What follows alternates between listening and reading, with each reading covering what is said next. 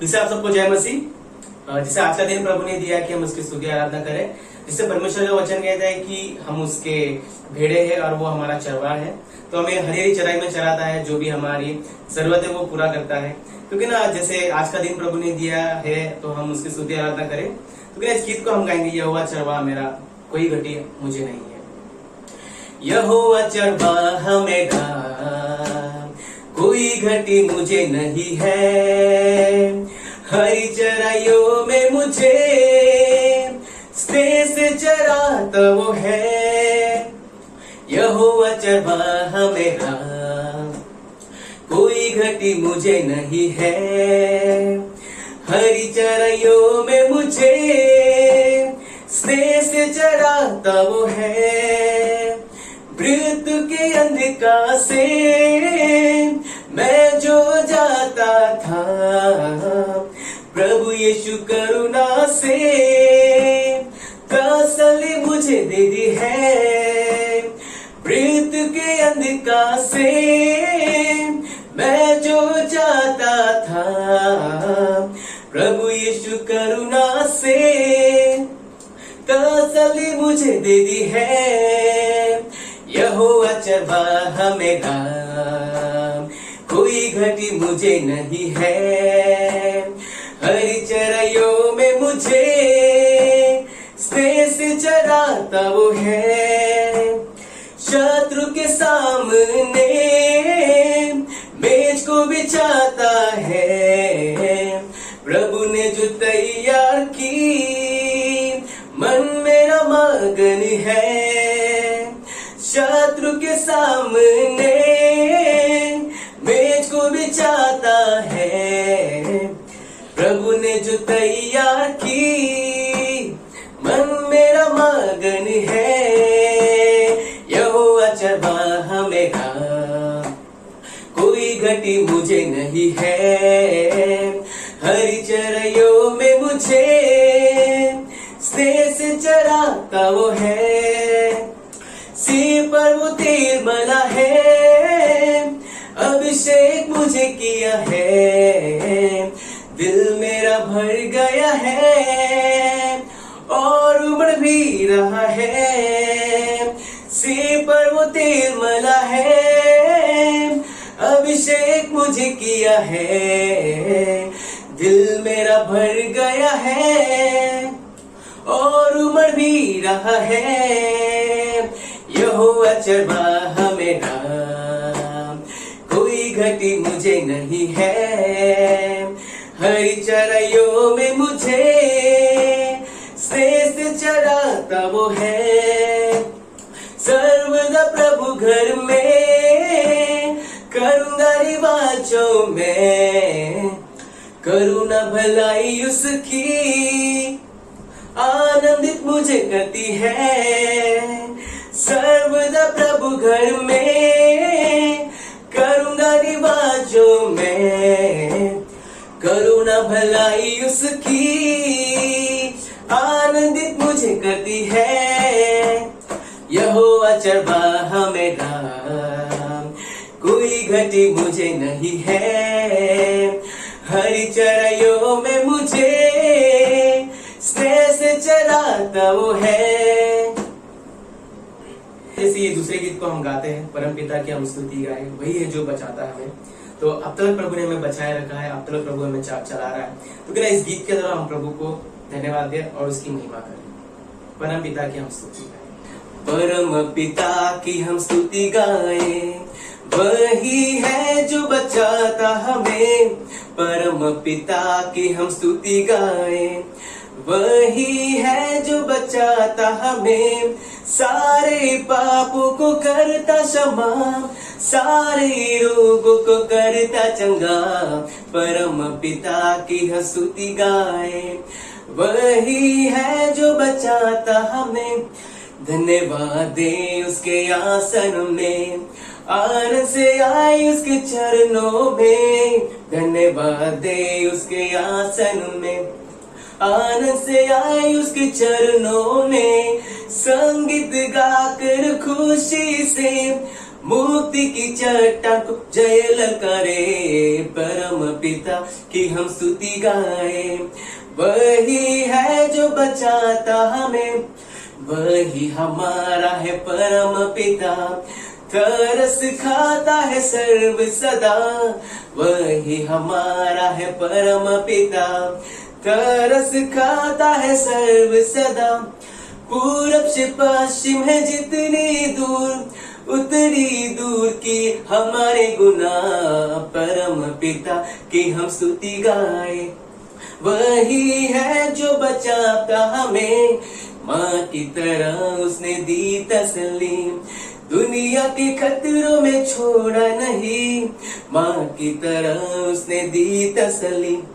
दुनिया के खतरों में छोड़ा नहीं, निर्मल दूध है वचन का दिया, और दी हमेशा की जिंदगी, परम पिता की हम स्तुति गाए।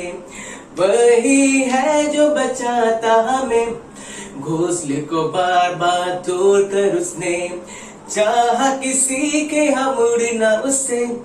घोंसले को बार बार तोड़कर उसने चाहा किसी के हम उड़ना उससे। परों पर उठाए उबाह की तरह, ताकि हमको चोट न लगे, परम पिता की हम स्तुति गाए। वही है जो बचाता हमें, परम पिता की हम स्तुति गाए। वही है जो बचाता हमें, सारे पापों को करता क्षमा, सारे रोगों को करता चंगा, परम पिता की हम स्तुति गाए। वो ही है जो बचाता हमें, परम पिता की हम स्तुति गाए। वही है जो बचाता हमें। हो प्रभु, धन्यवाद करते प्रभु, आपकी स्तुति आपकी महिमा करते प्रभु। आप महान सर्वशक्तिशाली परमेश्वर है प्रभु, आप दया करने वाला परमेश्वर है प्रभु।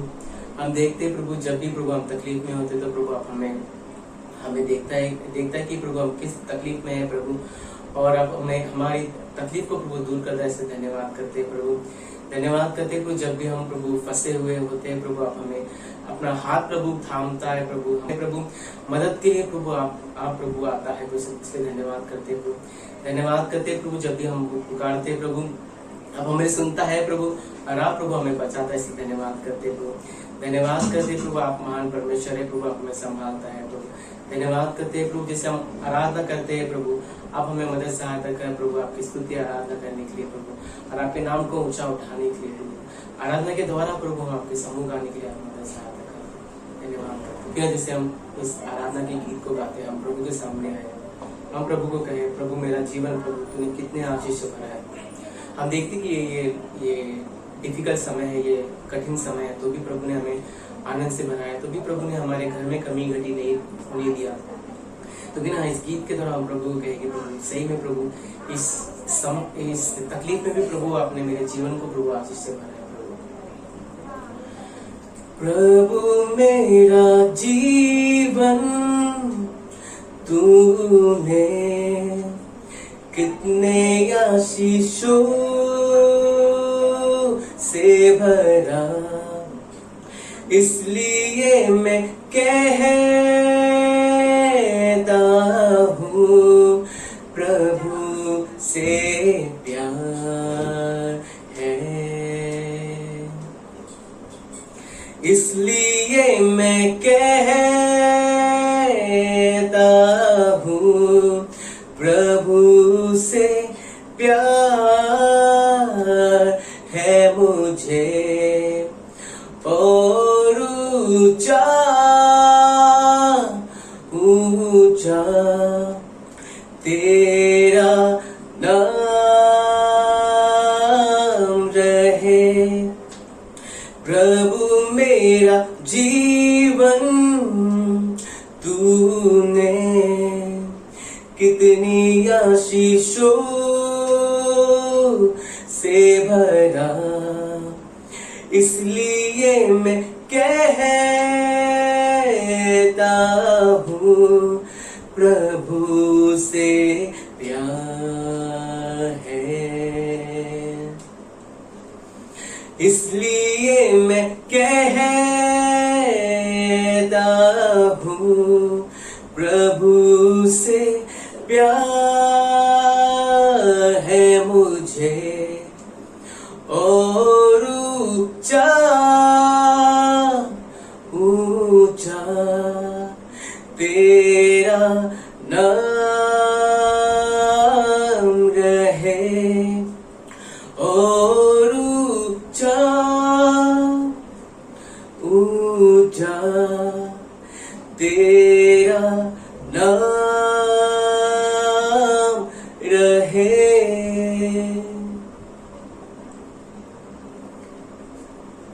ओ प्रभु धन्यवाद करते प्रभु, आपकी स्तुति आपकी महिमा करते प्रभु, आप महान शक्तिशाली परमेश्वर है प्रभु। धन्यवाद करते प्रभु, जैसे हमने स्तुति आराधना किया प्रभु, हम विश्वास है प्रभु आपने हमारे स्तुति आराधना को प्रभु आपने कबूल किया है प्रभु। जैसे प्रभु हमने स्तुति आराधना किया प्रभु, हमें मदद सहायता करके प्रभु जो कुछ भी प्रभु आगे हम सुनेंगे प्रभु, आगे प्रभु आप मदद सहायता करके प्रभु वचन को सुनकर प्रभु उसको चलने वाले बनने के लिए आप मदद सहायता कर प्रभु। धन्यवाद करते प्रभु आप ले प्रभु हमें समझ दे कि प्रभु हम हर एक चीजों को समझ सके प्रभु और प्रभु इसे लागू कर सके प्रभु। यीशु मसीह आपके पवित्र मीठे नाम से मांगता हूं, आमीन।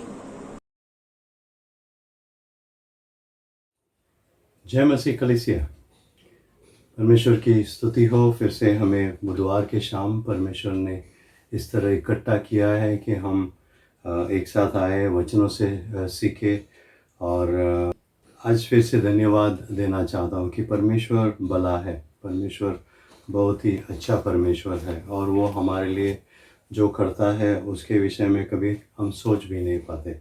आज हम जुलाई इस महीने के आखिर के बुधवार में पहुँचे हैं और 3 दिन है, फिर उसके बाद एक महीना ख़त्म हो जाएगा। और परमेश्वर ने इस संपूर्ण महीना भी हमें संभाल के रखा है, हमारी चिंता की है, हमारी ज़रूरतों को पूरा किया है। और आइए हम थोड़ा समय प्रार्थना में बिताएंगे। और मैं आपके सामने एक भजन संहिता पढ़ना चाहूँगा। भजन संहिता 128 साम 128। मैं इस भजन संहिता 128 को पढ़ना चाहूँगा। और आज जो विषय पर हम अपने आप के लिए, हमारे कलीसिया के लिए प्रार्थना करेंगे वो है कि परमेश्वर का भय हम में हो। आइए मैं इस वचन को पढ़ लेता हूँ और फिर हम साथ में प्रार्थना में समय बिताएंगे। ऐसे लिखता है भजन लिखने वाला, क्या ही धन्य है हर एक जो यहोवा का भय मानता है और उसके मार्गों पर चलता है। तू अपनी कमाई को निश्चय खाने पाएगा, तू धन्य होगा और तेरा भला ही होगा। तेरे घर के भीतर तेरी स्त्री फलवंत दाखलता सी होगी। तेरे मेज के चारों ओर तेरे बालक जलपाई के पौधे से होंगे। सुन, जो पुरुष यहोवा का भय मानता हो वह ऐसे ही आशीष पाएगा। यहोवा तुझे सियोन से आशीष देवे और तू जीवन भर यरूशलेम का कुशल देखता रहे, वरन तू अपनी नाती पोतों को भी देखने पाए, इज़राइल को शांति मिले।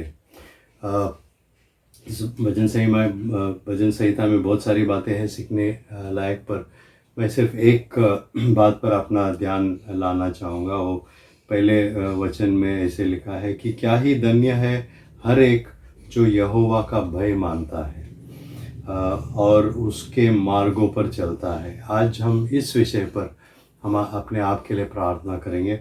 आगे चौथा वचन में वो ऐसे लिखता है कि सुन, जो पुरुष यहोवा का भय मानता हो वो ऐसे ही आशीष पाएगा। बहुत क्लियर है इन बातों से। इंग्लिश में मैं उसको पढ़ता हूँ। Blessed is everyone who fears the Lord, who walks in his ways. Blessed is everyone who fears the Lord and walks in his ways. Verse 4, behold, thus shall the man be blessed who fears the Lord. The man who fears the Lord will be blessed. आइए हम आज सबसे पहले धन्यवाद देंगे परमेश्वर को कि परमेश्वर ने हमें इस संपूर्ण महीना संभाल के रखा और हमारी हर ज़रूरत को पूरा किया। हम धन्यवाद देंगे, हम परमेश्वर की महिमा करेंगे क्योंकि वो ही एक है जो सब महिमा का योग्य है और हम उसको धन्यवाद कहेंगे, उसकी महिमा हम करेंगे। और फिर हम थोड़ा समय बिताएंगे, अपने आप के लिए हम प्रार्थना करेंगे और यही मांगेंगे हम हमारे लिए, स्वतः के लिए, हमारे परिवार के लिए, हमारे संपूर्ण कलीसिया के लिए। हम ये मांगेंगे कि हम वो मनुष्य बने जो यहोवा का भय मानता है, हम ऐसे मनुष्य बने जो उसके मार्गों पर चलता है।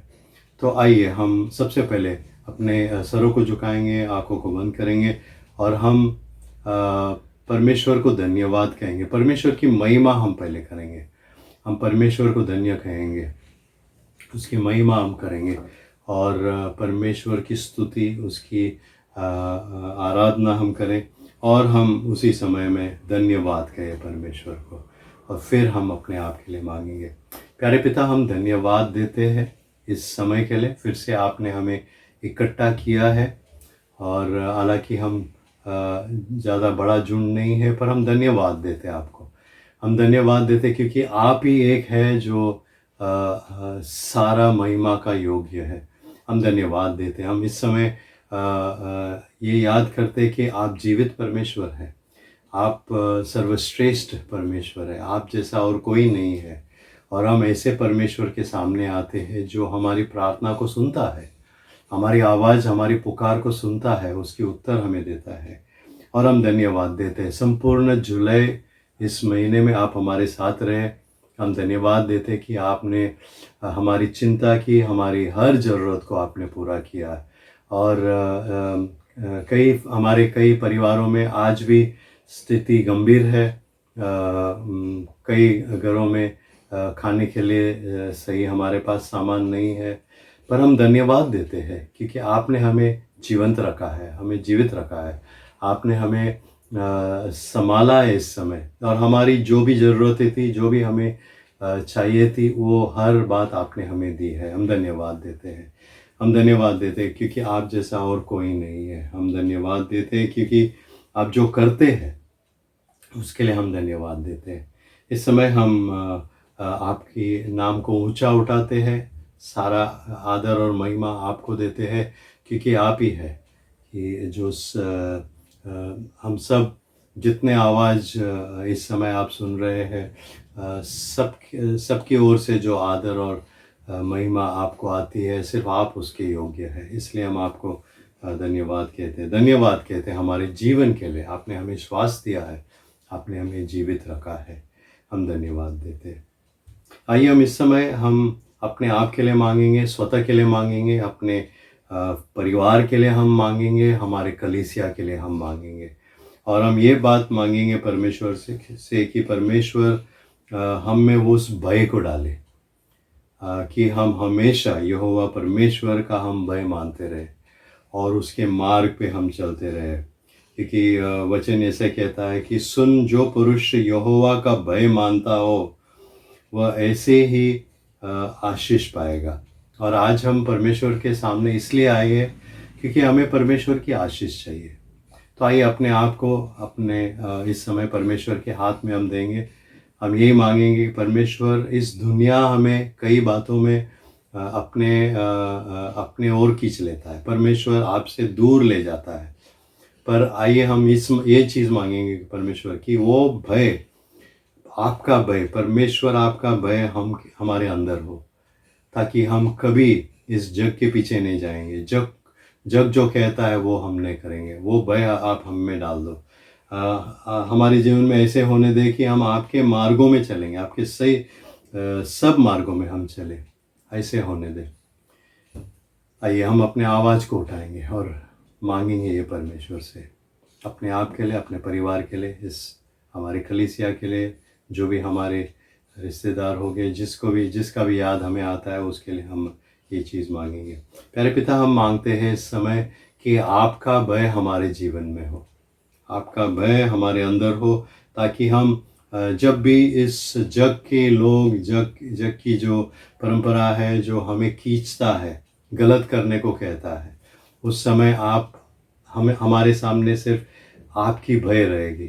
हम सिर्फ आपकी भय के अनुसार हमारे जीवन को जिएंगे और आपके मार्गों में चलने वाले हम बनेंगे। ये हम आपसे मांगते हैं। हम अपने आप को आपके हाथ में देते हैं। हम धन्यवाद देते हैं क्योंकि आपने हमें अब तक संभाल के रखा है और आप चाहते हैं कि हम आपके बच्चे बनकर आपके मार्गों में चलें, गलत राह में नहीं चलें। जो शैतान जो मार्ग हमारे लिए तैयार करता है उसमें नहीं चले, पर हम आपके मार्ग में चले। हम अपने आप के लिए समय मांगते हैं। परमेश्वर, मैं कहता हूँ कि मुझ में उस भय को आप भरिए ताकि मैं आपके मार्ग में हमेशा चलता रहूं। मेरे परिवार को आपके हाथ में मैं रखता हूं कि संपूर्ण मेरा परिवार आपका भय माने और आपके मार्गों में वो चलते रहे। हमारे कलीसिया को इस समय विशेष आपके हाथ में हम देते हैं।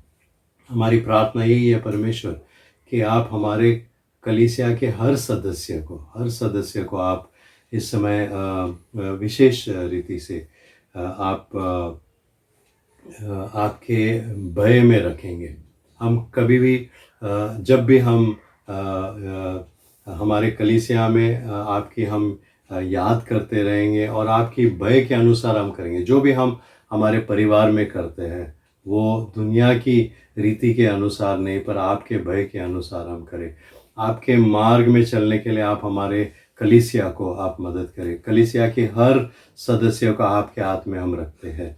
हम जानते हैं परमेश्वर, इन लॉकडाउन के दिनों में कई बातों में हम आपसे दूर गए हैं। हम अपने आप में ठंडे पड़ गए हैं, पर हम यही मांगते हैं कि आत्मिक रीति से आप फिर से हमें उस ज्योति को आप जलाए, उस आग को हमारे अंदर जलाए, ताकि हम आपके भय मानेंगे, आपके मार्गों में चलेंगे और हम जो आप हमें कहते हैं वो हम करेंगे।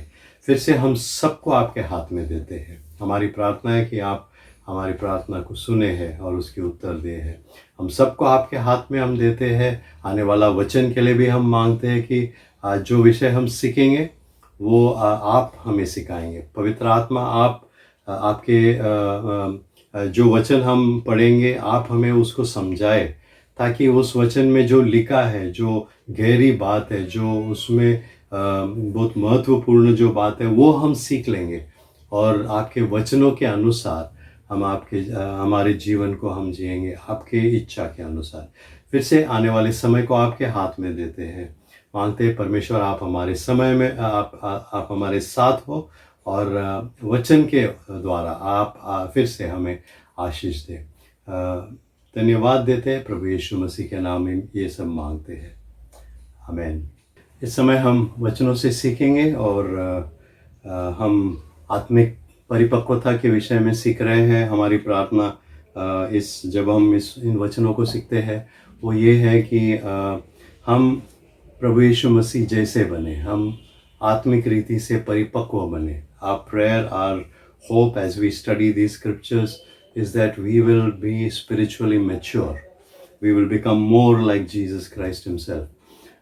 इन दिनों में हम अलग अलग विषय पर सीख रहे हैं और आज जो विषय हमें सीखना है आत्मिक परिपक्वता के विषय में जब हम सीखते हैं वो आज जो हम बात सीखेंगे है वो उदारता के बारे में है। जेनरोसिटी, उदारता के विषय में हम आज सीखने वाले हैं और वचनों से हम सीखेंगे। और सबसे पहले हम इस वचन को थोड़ी देर के बाद नज़दीकी से सीखेंगे, पर इस समय हम इस वचन को सिर्फ एक भाग में पढ़ लेता हूँ। दूसरा कोरिन्थियों की किताब उसका 9वां अध्याय और 7वां वचन का आखिर का जो भाग है। दूसरा कोरिन्थियों की किताब 9-7वां वचन का आखिर का जो भाग है। 2 Corinthians chapter 9 verse 7, the last part of verse 7 ऐसे लिखा यहाँ पर कि क्योंकि परमेश्वर हर्ष से देने वाले से प्रेम रखता है। क्योंकि परमेश्वर हर्ष से देने वाले से प्रेम रखता है। For God loves a cheerful giver. God loves a cheerful giver. परमेश्वर की वचन हमें ये बात सिखाता है कि जो हर्ष से देता है, the one who gives cheerfully, जो हर्ष से देते हैं, वो परमेश्वर उनसे प्रेम रखता है. God loves people like that. अब हम सब चाहते हैं, हम हर एक चाहते हैं कि हम वैसे लोग बने जिससे परमेश्वर प्रेम करते हैं, और हमारी इच्छा यही रहती है कि परमेश्वर हमसे प्रेम करे और उसके द्वारा हम परमेश्वर के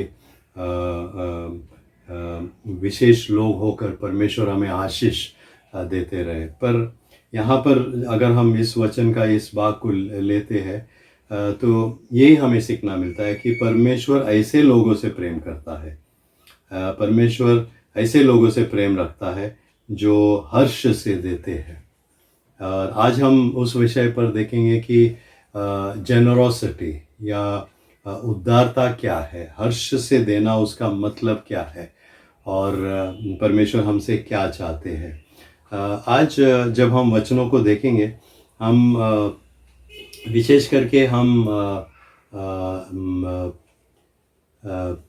6 बुनियादी सिद्धांत जो है वो हम सीखेंगे. We will look at 6 basic principles. उससे ज़्यादा है, पर हमारे पास जो समय है उसमें हम 6 जो बुनियादी सिद्धांत है उसको हम सीखेंगे.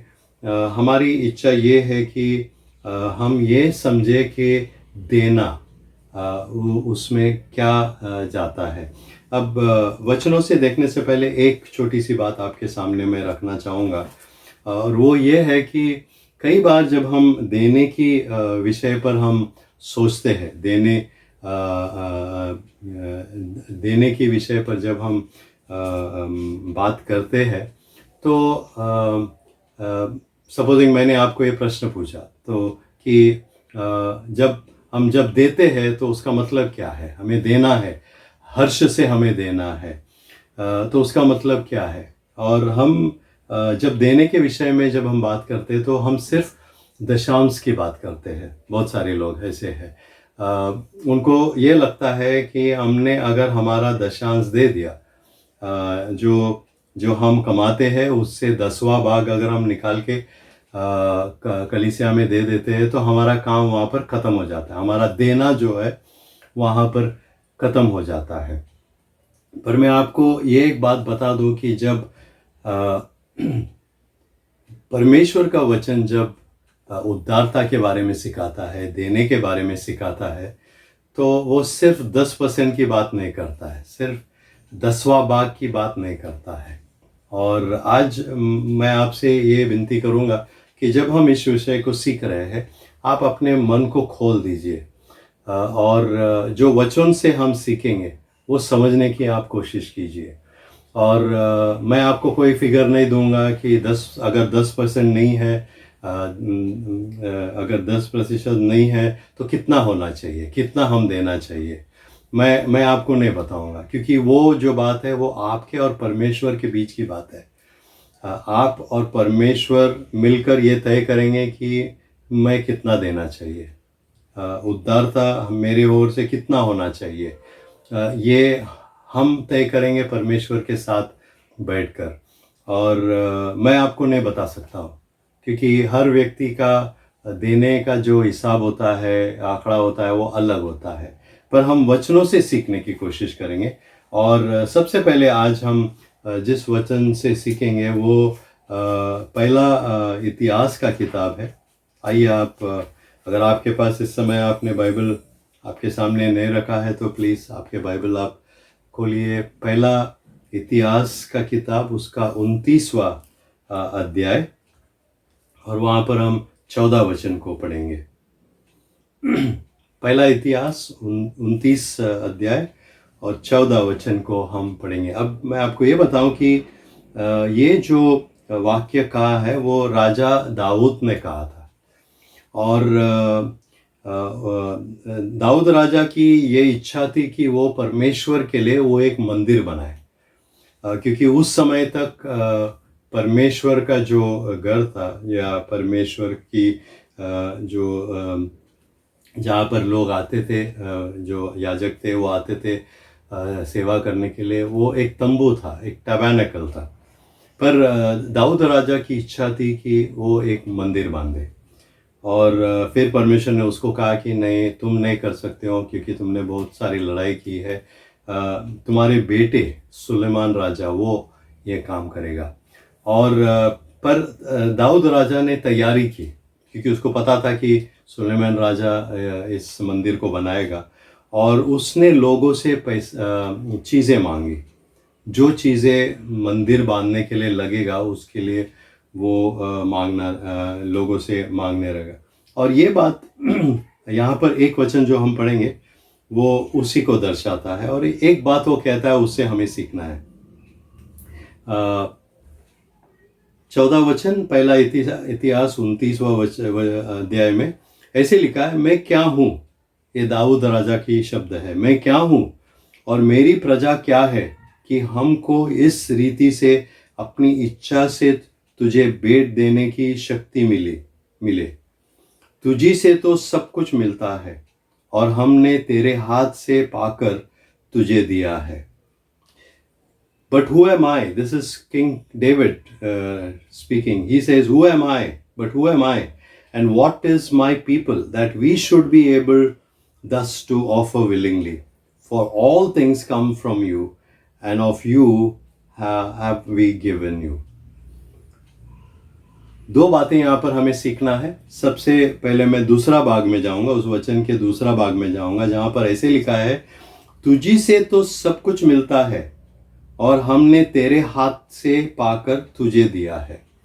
The first thing I want us to see is the second part of this verse says, for all things come from you and of your own have we given you.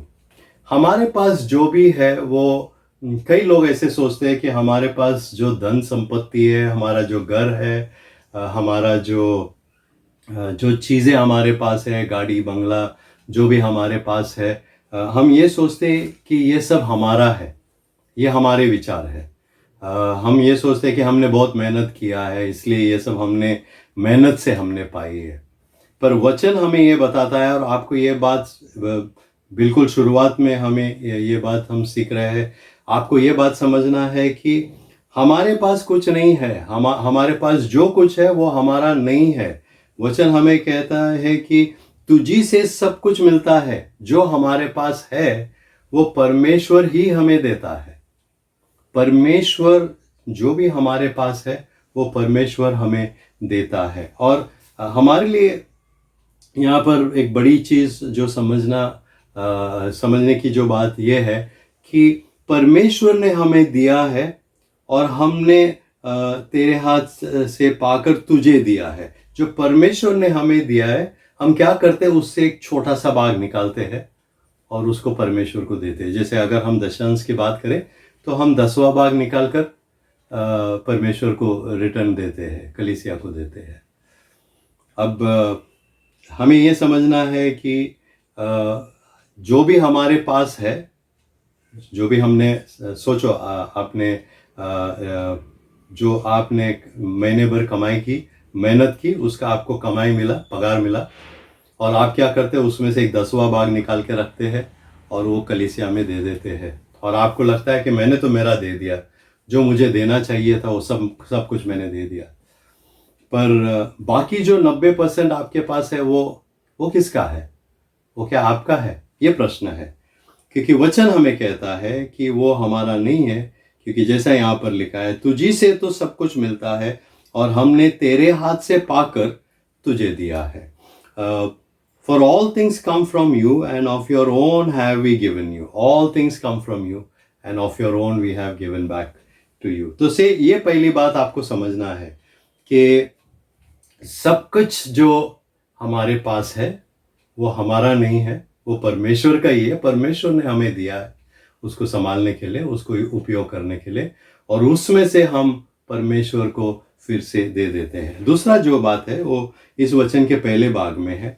Dawood राजा, अब आपको समझना है कि ये दाऊद राजा है, उस समय वो राजा बन चुका है, संपूर्ण इज़राइल राष्ट्र का वो राजा बन चुका है। और ये प्रश्न वो पूछता है परमेश्वर से कि मैं क्या हूँ और मेरी प्रजा क्या है कि हमको इस रीति से अपनी इच्छा से तुझे भेंट देने की शक्ति मिले। King David asked this question, who am I and what is my people that we should be able thus to offer willingly? आपको ये बात समझना है, राजा होने के बावजूद दाऊद राजा ये विचार कर रहा है कि परमेश्वर से जब मैं अपने आप के बारे में सोचता हूँ, मुकाबला करता हूँ, तो मैं कोई नहीं हूँ, मैं बहुत छोटा सा हूँ। परमेश्वर जो महान है उसके सामने मैं बहुत सा छोटा हूँ। और हम सबको ये बात समझना है। कई बार जब हम बड़े हो जाते हैं, जब हमारा कमाई बढ़ जाता है, हम जब एक बड़े स्थान, एक स्तर पर आ जाते हैं, एक पोजीशन में हम आ जाते हैं, कई बार हम ये बात भूल जाते हैं कि हम कौन हैं। कभी कभी हमको लगता है कि नहीं, हम तो बहुत बड़े हैं। विशेष उस समय जब हमारे पास बड़े पदवी होती है, बड़े पोजीशन होता है, हम लोगों को बोलते हैं मैं ये व्यक्ति हूँ, तो आप ऐसा नहीं कर सकते, आप ऐसा नहीं कर सकते। पर दाऊद राजा होने के बावजूद ये कहता है कि मैं कौन हूँ, मैं क्या हूँ और मेरी प्रजा क्या है कि हमको इस रीति से अपनी इच्छा से तुझे भेंट देने की शक्ति मिले।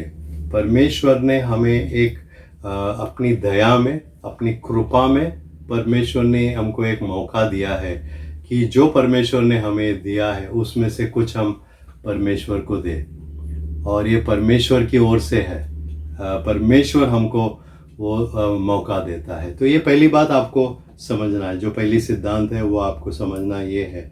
दूसरा जो सिद्धांत हमें सीखना है, और उसके लिए हम लूका की किताब में आएंगे। आइए मेरे साथ हम लूका की किताब खोलेंगे। लूका की किताब उसका 6वां अध्याय और 38वां वचन को हम पढ़ेंगे। Luke chapter 6 and verse 38। लूका 6 इसका 38वां वचन को हम पढ़ेंगे। ऐसे लिखा है यहाँ पर, दिया करो तो तुम्हें भी दिया जाएगा। लोग पूरा नाप दबा कर और हिला कर और उबरता हुआ तुम्हारी गोद में डालेंगे, क्योंकि जिस नाप से तुम नापते हो उसी से तुम्हारे लिए भी नापा जाएगा। अब यहाँ पर 2 सिद्धांत है, पर मैं पहली सिद्धांत को आपके सामने रखूँगा, और जब हम दूसरे वचन को हम देखेंगे तब दूसरी सिद्धांत को देखेंगे।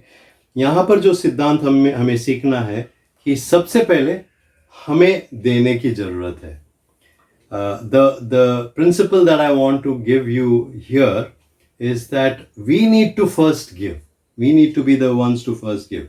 आपको ये समझना है, जैसे हमने पहले वचन में देखा कि परमेश्वर ने ऑलरेडी हमको सब कुछ दिया है। अब समय हमारे लिए है कि हम परमेश्वर को उसमें से कुछ निकाल के दे। तो जो यहाँ पर जो वचन लिखा है उसके अनुसार ऐसा लिखा है कि दिया करो तो तुम्हें भी दिया जाएगा। Give and it will be given to you. कई लोग बहुत सारे लोग हैं ऐसे, वो ये चाहते हैं कि परमेश्वर मुझे देना चाहिए, मुझे मिलना चाहिए, पर वो खुद नहीं देंगे। वचन हमें सरल रीति से सिखाता है कि जब तक हम नहीं देंगे हमें नहीं दिया जाएगा। इसलिए वचन यहाँ पर बहुत अच्छे तरीके से लिखा है कि दिया करो तो तुम्हें भी दिया जाएगा। गिव, दिया करो। तो ये दूसरी सिद्धांत है जो हमें सीखना है। अब आगे जो उसमें दूसरा भाग है उसको मैं फिर से पढ़ लेता हूँ, और तीसरा सिद्धांत को हम दूसरे वचन के साथ सीखेंगे। ऐसे लिखा है, लोग पूरा नाप दबा कर और हिला कर और उबरता हुआ तुम्हारी गोद में डालेंगे, क्योंकि जिस नाप से तुम नापते हो उसी से तुम्हारे लिए भी नापा जाएगा। और यहाँ पर जो तीसरा सिद्धांत है वो आता है कि जैसे आप बोओगे वैसे आप काटोगे। जैसे आप बोओगे वैसे आप काटोगे, जैसे आप दोगे वैसे आपको दिया जाएगा। आइए इस समय हम उस वचन को खोलेंगे जिसको हम शुरुआत में सीखे थे, वो दूसरा कोरिन्थियों की किताब और उसका 9वां अध्याय में। आइए मेरे साथ दूसरा कोरिन्थियों की किताब उसका 9वां अध्याय और हम 7 वचन को पढ़ेंगे। दूसरा कोरिन्थियों की किताब 9, 6 और 7 दोनों को हम पढ़ेंगे। 2 Corinthians chapter 9 and we'll read verses 6 and 7। ऐसे लिखा है यहाँ पर, परंतु बात यह है, जो थोड़ा बोता है वो थोड़ा काटेगा भी, और जो बहुत बोता है वो बहुत काटेगा। हर एक जन जैसा मन में टाने वैसे ही दान करे, न कुड़कुड़ के और न दबाव से, क्योंकि परमेश्वर हर्ष से देने वाले से प्रेम रखता है। The point is this: whoever sows sparingly will also reap sparingly, and whoever sows bountifully will also reap bountifully. Each one must give as he has decided in his heart, not reluctantly or under compulsion, for God loves a cheerful giver. अब ये जो तीसरी सिद्धांत है कि जैसे आप बोओगे वैसे आप पाओगे, यहाँ पर से हम सीखते हैं कि जो कई लोग इस बात को जानते हैं, पर फिर भी जब हमारी देने की बात आती है वो खुद को खोलते नहीं है देने के लिए, बातों को जानते हैं। अब यहाँ पर एकदम सरल रीति से लिखा है, परंतु बात यह है, जो थोड़ा बोता है वो थोड़ा काटेगा, और जो बहुत बोता है वो बहुत काटेगा। अगर आपने कोई खेत की अगर हमने अपने आप के एक उदाहरण अगर हम लेते हैं कि मानो कि आपकी खेत है, आप में से बहुत सारे लोगों का खेत है। सोचो कि आपकी खेत का सपोजिंग आपका 1 एकड़ खेत है, और आपने ऐसे सोच लिया कि संपूर्ण जो 1 एकड़ की जो आपकी ज़मीन है, वो पूरा जो 1 एकड़ को आप उस पे बीज नहीं डालोगे, आप सिर्फ छोटी सी हिस्सा को में आप बी बोओगे। और सोचो कि आपने सिर्फ 1 गुंठा, उसमें से 1 गुंठा पर आपने बी डालने की सोची। आपने सोचे कि सिर्फ मैं यहाँ पर बोऊंगा बी को, तो क्या हो जाएगा, जहाँ पर आपने बी बोया है सिर्फ उस बाग में फसल आएगा, और बाकी के जो आपका खेत है वो ऐसे ही रहेगा। शायद वहाँ पे दूसरे जो हमारी काम की नहीं है वो पौधे शायद आ जाएंगे। आपको ये जानना है, जैसे खेत में होता है वैसे हमारे जीवन में भी हो जाएगा, क्योंकि आगे इस वचन में ऐसे लिखा है कि और जो बहुत 7वां वचन में, हर एक जन जैसा मन में ठाने वैसे ही दान करे, न कुड़कुड़ के और न दबाव से। तो आपको ये सोचना है, ये मैं शुरुआत में इस बात को कहा था कि हम सब बहुत सारे लोग ये सोचते हैं कि हमको सिर्फ 10% देना है और फिर हमको शांत बैठना है। वचन वैसा नहीं सिखाता हमें। वचन हमें सिखाता है कि 7वां वचन में जैसा है, जैसे आपने मन में टाने वैसे ही दान करे। हर एक जन जैसे मन में टाने वैसे ही दान करे। Each one must give as he has decided in his heart.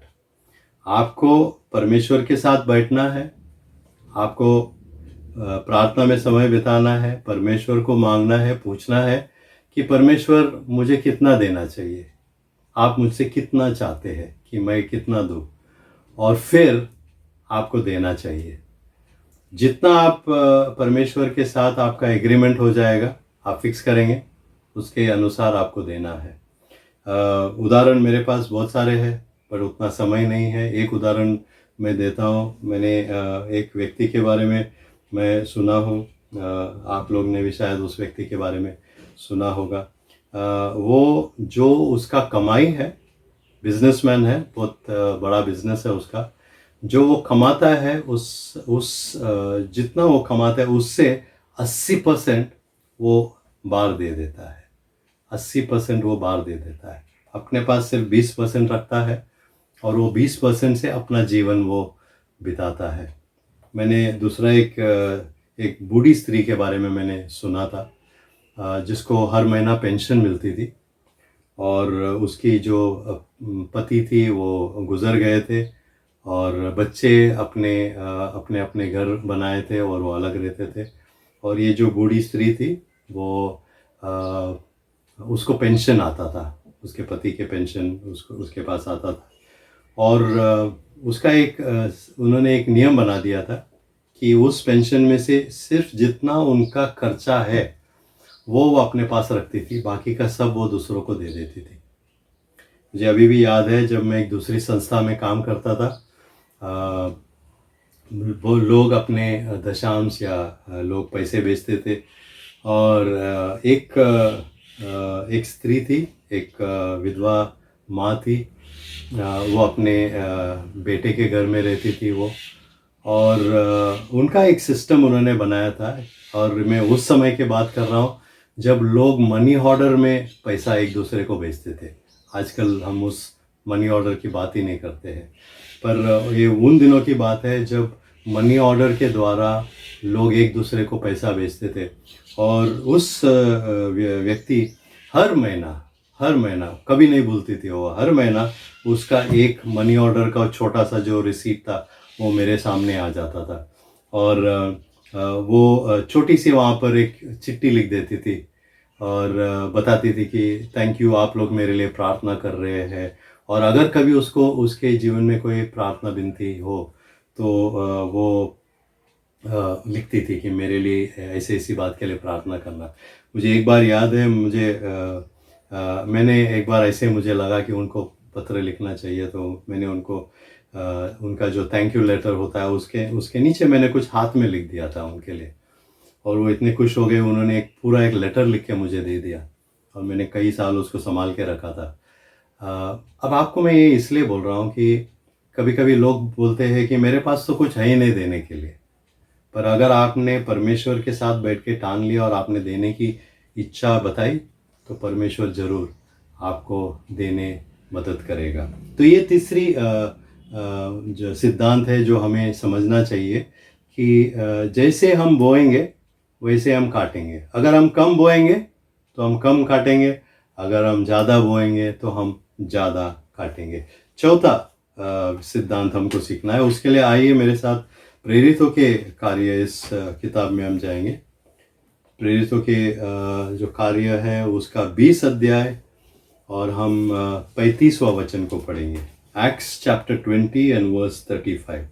प्रेरितों के कार्य उसका 20 अध्याय और 35वां वचन ऐसे लिखा है यहाँ पर, मैंने तुम्हें सब कुछ करके दिखाया कि इस रीति से परिश्रम करते हुए निर्बलों को संभालना और प्रभु यीशु के वचन स्मरण रखना अवश्य है, जो उसने आप ही कहा है, लेने से देना धन्य है। प्रभु यीशु ने ये बात सिखाई थी और प्रेरितों के कार्य की किताब में इस बात को हम सीखते हैं। और ये जो बात है, जो सिद्धांत हमें सीखना है वो ये है कि लेने से देना धन्य है, लेने से देना धन्य है। और इंग्लिश में उसको मैं पढ़ लेता हूँ।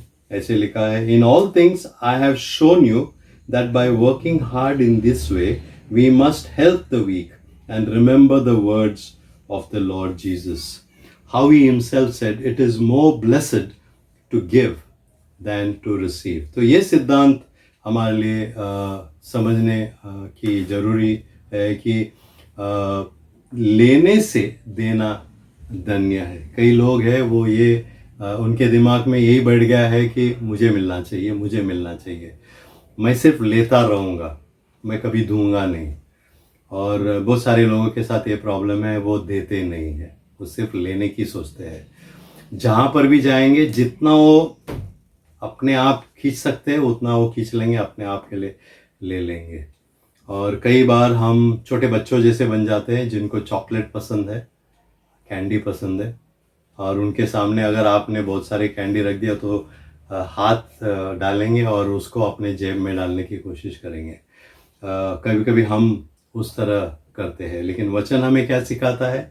लेने से देना धन्य है। It is more blessed to give than to receive. अब ये बात आपको समझना है, क्योंकि जब पौलुस इस बात को सिखा रहा है यहाँ पर, प्रभु यीशु का के बातों को वो यहाँ पर बता रहा है, और वो ये कह रहा है कि मैंने तुमको ये सब करके दिखाया।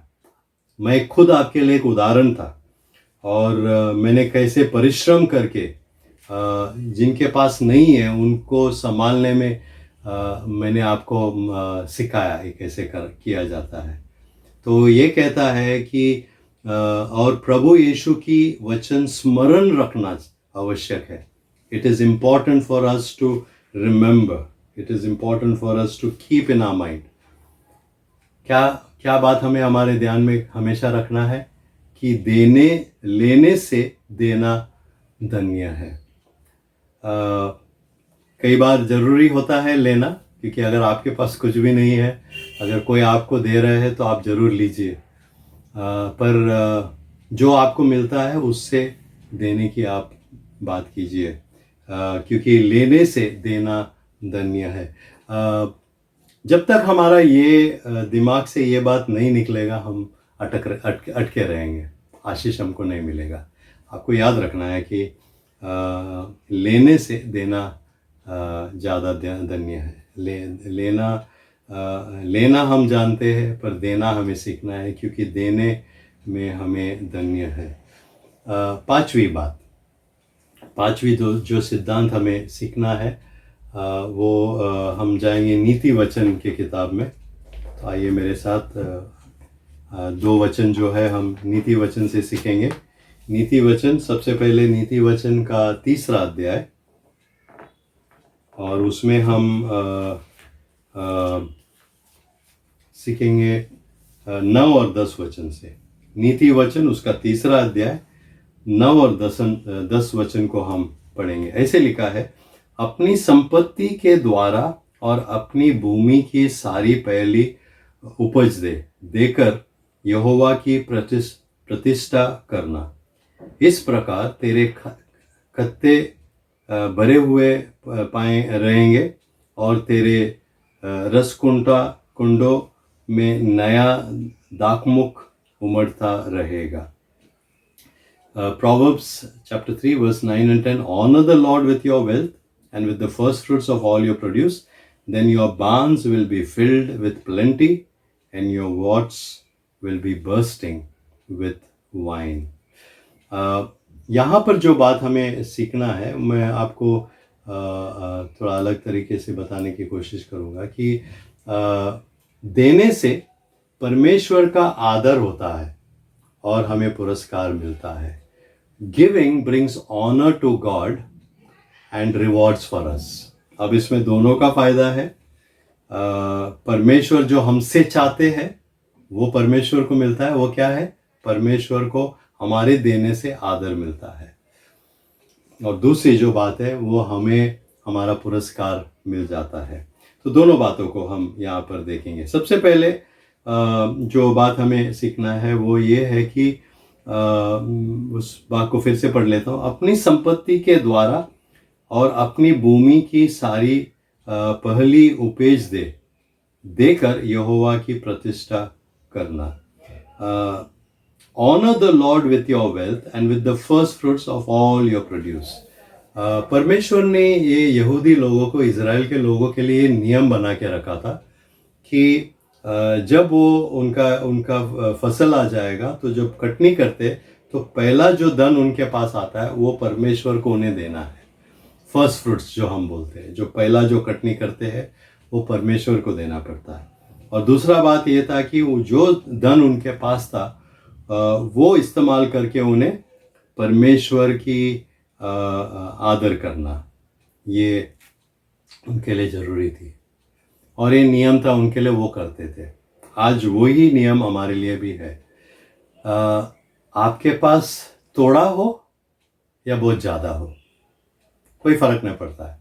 आप शायद आपके पास बैंक में ज़्यादा पैसा है ही नहीं, थोड़ा सा है, संभाल के रखे, कब ऐसे दिन आ जाए लॉकडाउन जैसे और आपको वो इस्तेमाल करना पड़े। या शायद आप लखपति हो, करोड़पति हो, आपके पास बहुत सारा पैसा है, आप कहाँ पर भी हो सकते हो। मैं आपको अगर खुद के बारे में बताऊं तो मैं कहीं बीच में हूँ, मेरे पास है पर बहुत सारा नहीं है लेकिन पर जो भी हमारे पास है, वचन हमें ये सिखाता है कि हमारे जो धन संपत्ति जो भी हमारे पास है उससे हमें परमेश्वर की आदर करना चाहिए। We need to honour God with our giving. वचन हमें ये सिखाता है, honour the Lord with your wealth. जो हमारे पास है उससे परमेश्वर की आदर हमें करना है, ये पहली बात है। दूसरी बात यह है कि जब हम परमेश्वर की आदर करते हैं, और ये सिर्फ पैसे के साथ नहीं है, हम सब बातों के लिए वो इस्तेमाल करते हैं। हमारा जो समय है, हमारा जो भी दान हम में है, जो भी हम परमेश्वर को देते हैं, हमें वो जो भी हमें परमेश्वर ने दिया है उसको इस्तेमाल करना है, और हमें परमेश्वर को वो आदर उसके द्वारा देना है। जब हम वो करते हैं तो क्या हो जाता है, ऐसे लिखा है 10वां वचन में, ऐसे लिखा है कि इस प्रकार तेरे खत्ते भरे पूरे रहेंगे और तेरे रसकुंडों में से नया दाखमुख उमड़ता रहेगा। Then your barns will be filled with plenty and your vats will burst with wine. ये बात यहाँ पर बताया जा रहा है, सुलेमान राजा में ये सिखा रहा है कि हमारे पास खाने के लिए कम नहीं होगा, हमारे पास पीने के लिए कम नहीं होगा। जो हमारी ज़रूरत है, हमारे शरीर के लिए जो भी ज़रूरतें हैं, वो हमेशा हमारे पास रहेगा, कभी वो कम नहीं होगा। उदाहरण आपके पास है, वो जो विधवा स्त्री थी, एलिया ने उसके पास ये कहा कि पहले मेरे लिए रोटी बनाओ, और उसने वादा किया कि ना तेरे घर में जो अनाज है वो कम हो जाएगा, ना तेरे तेल कम हो जाएगा। और वचन हमें ये बताता है कि जब तक वो फैमिन की समय थी, दुष्काल की समय थी, वो संपूर्ण समय उसके जो कटोरे थे वो कभी खाली नहीं हुए, कभी भी भरे हुए थे। जितना उनको चाहिए था वो निकाल के पका लेते थे अपने लिए, लेकिन वो कभी ख़त्म नहीं हुआ। और परमेश्वर ये हमें सिखाता है। तो हमें क्या करना है, दो बातें यहाँ पर हमने सीखी। सबसे पहले हमें जो भी धन परमेश्वर ने हमें दिया है उससे हमें परमेश्वर की आदर करना है, और जब हम वो करते हैं तो परमेश्वर हमें उसका पुरस्कार देता है। कभी परमेश्वर हमें जो हम करते हैं जो भी हम परमेश्वर के लिए देते हैं या करते हैं, परमेश्वर कभी हमें उसके बदले कुछ नहीं देता, ऐसा नहीं होता है। आखिर की जो वचन है उसमें हम सीखेंगे, नीति वचन उसका 11 अध्याय में हम जाएंगे। नीति वचन के 11 अध्याय में जाएंगे और हम 24 और 25 वचन को हम पढ़ेंगे। नीति वचन 11, 24 और 25 ऐसे लिखा है, ऐसे है जो चित्रा देते हैं तो भी उनकी बढ़ती ही होती है, और ऐसे भी है जो यथार्थ से कम देते हैं और उससे उनकी घटती ही होती है। उदार प्राणी हृष्ट पुष्ट हो जाता है, और जो दूसरों की खेतों सींचता है उसकी भी सींची जाएगी। One gives freely yet grows all the richer. Another withholds what he should give and only suffers. Whoever brings blessing will be enriched, and one who waters will himself be watered. देने वाले को देने के जो वो देता है उसका पुरस्कार उसको दिया जाता है। तो ये बात मैं आपके सामने रखूँ। द रिवॉर्ड्स और of giving or of not giving depends on us. देने या न देने का जो पुरस्कार हम पर निर्भर करता है। हमें आशीष मिलेगा या हमें आशीष नहीं मिलेगा, वो किस पर निर्भर है? परमेश्वर पर नहीं है। परमेश्वर आशीष देगा, पर परमेश्वर उनको आशीष देगा वो जो देता है। जैसे इन वचनों में हमने सीखा कि जो व्यक्ति देता है खुलकर दे देता है, वो ज़्यादा धनी बन जाता है। शायद बैंक बैलेंस नहीं बढ़ता होगा उसका, लेकिन वो परमेश्वर के आंखों में वो धनी बनता है। उसके घर में कुछ कमी नहीं होती है। और उसी तरह जो नहीं देता है, अपने आप के लिए संभाल के रखता है, दूसरों को नहीं देता है, वचन यहाँ कहता है कि उसकी भी सींची जाएगी। नहीं, उस ऐसे लिखा है, उसके उससे उनकी घटती ही जाती है। जो नहीं देता है उससे घटती जाती है, जो देता है उससे भी उसे सींची जाएगी। और हमें ये बात समझना है कि हम जब देंगे तब परमेश्वर हमें रिटर्न देगा। कई बार हम ये सोचते हैं कि परमेश्वर हमें भूल गया है, परमेश्वर हमारी याद ही नहीं रखता है। आपको ये समझना है कि नहीं, परमेश्वर आपकी याद रखता है और परमेश्वर आपको ज़रूर देगा। आइए इस समय हम हमारे सरों को झुकाएंगे, आंखों को बंद करेंगे और प्रश्न आपके सामने मैं ये रखना चाहूँगा कि जो परमेश्वर ने आपको दिया है, आपका देना उस विषय में क्या है? क्या आप देते हैं? आप देते हैं तो कुड़ कर देते हैं या ज़बरदस्ती है इसलिए देते हैं? आपका देने का मन कैसा है? वचन हमें सरल रीति से आज सिखाया कि जो जैसे हम बोएंगे वैसे हम कटौती करेंगे, जैसे हम बोएंगे वैसे हम काटेंगे। As you reap you shall sow. आज आपके सामने खुद के लिए प्रश्न है। परमेश्वर चाहता है कि वो आपको बहुत आशीष दे, पर कभी कभी हम नहीं दे पाते परमेश्वर को, हम लोगों को नहीं देते हैं, जिनकी जरूरत है उनको हम नहीं देते। आइए हम प्रार्थना करें इस समय। जैसे मैं प्रार्थना करता हूँ, आप अपने आप के लिए भी प्रार्थना कीजिए और मांगिए परमेश्वर से कि परमेश्वर आपको वो दिल दे कि आप दूसरों को दे सकेंगे। परमेश्वर को जैसा परमेश्वर हमें देता है वैसे हम दे सकें। प्यारे पिता, हम धन्यवाद देते आपके वचनों के लिए। आज जो बातें हमने सीखी उदारता के बारे में, जनरॉसिटी के बारे में, हम धन्यवाद देते। और ये 6 नियम जो हमने पढ़े हैं, जो सीखे आज हमने वचनों से हमने सीखे हैं, हमारी प्रार्थना यही है कि आप हमें इस सिद्धांतों के अनुसार जीने के लिए आप हमें मदद करेंगे, क्योंकि सारा जो कुछ हमारे पास है वो आपने दिया है। और वचन हमें ये सिखाता है कि जैसे हम बोएंगे वैसे हम काटेंगे। आप हमें आशीष देना चाहते हैं, आप हमसे चाहते हैं कि हम भी दें, क्योंकि वचन कहता है कि दिया करो फिर आपको दिया जाएगा। तो हमारी प्रार्थना इस समय यही है कि आप हमें देने वाले बनाएंगे। हम सबको आपके हम हाथ में देते हैं। हमारी प्रार्थना है कि जो भी आपने हमें दिया है वो दूसरों के साथ बांटने में आप हमें मदद कीजिए। फिर से आपके वचन के लिए हम धन्यवाद देते हैं। आपके वचनों से आपने हमें सिखाया, उसके लिए धन्यवाद देते हैं। सारा गौरव, सारा महिमा आपको देते हैं। और ये प्रार्थना प्रभु यीशु मसीह के नाम में हम मांगते हैं। आमीन। आमीन। प्रभु आपके साथ हो और प्रभु आपको देने वाला बनाए। आमीन।